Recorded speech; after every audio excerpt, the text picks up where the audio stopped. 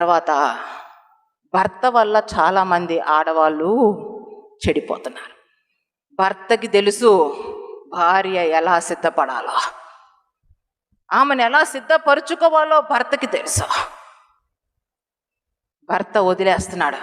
భర్తలే ఎవరైనా ఇంకుంటారు కదా air girls, వాళ్ళు పిచ్చి పిచ్చి వస్త్రాలు వేసుకుంటే ఇంకా కళ్ళు బయటకు వచ్చేస్తాయి అన్నమాట. వీళ్ళకి అట్ట చూస్తారు అనమాట. పిచ్చి పిచ్చి డ్రెస్సులు వేసుకుని పోతుంటే వాళ్ళు ఇలా చూస్తుంటారు. పాపం ఆ విషయం భార్య చూస్తుంది అనమాట. ఓకే, నా భర్త ఉన్న వాళ్ళందరినీ చూస్తున్నాడు కాబట్టి అలా ఉండడం ఇష్టమేమో అని చెప్పి అలా తయారవడం మొదలు పెడుతుంది. భర్తల యొక్క బాధ్యత, నీ భార్య బయటికి వెళ్తున్నప్పుడు ఆమెను అన్ని విధాల గౌరవప్రదంగానే బయటికి పంపించాలా. ఈరోజు ఎంతమంది భార్యలు ఎట్ట పడితే అట్ట వెళ్తూ ఉన్నారు, ఎలా పడితే అలా రెడీ అయిపోతా ఉన్నారు.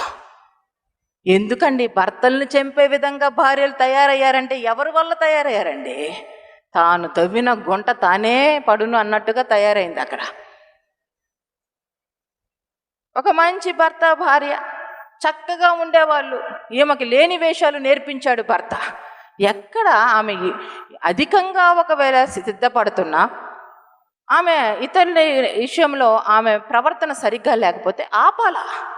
నువ్వు ఇలా ఉండొద్దు, నాకు ఇలా ఉండడం ఇష్టం లేదు, నువ్వు చీర కట్టుకొని ఉండడం ఇష్టం. భర్త భార్యకి చెప్పుకొని మొదటి నుంచి క్రమంలో పెట్టుకోవాలి. ఒక మర్యాదకరమైనటువంటి కుటుంబంగా ఆ కుటుంబంలో ఉన్న వారిని సిద్ధపరచుకోవాలా. నిజంగా అండి, గౌరవప్రదంగా ఉన్న ఏ వ్యక్తిని కూడా మనుషులు డిఫరెంట్ వేలో చూడరు. వాళ్ళకి తెలియకుండానే నమస్కారం పెట్టేస్తారు. గౌరవప్రదంగా ఉంటే ఆటోమేటిక్గా నమస్తే పెట్టేస్తారు.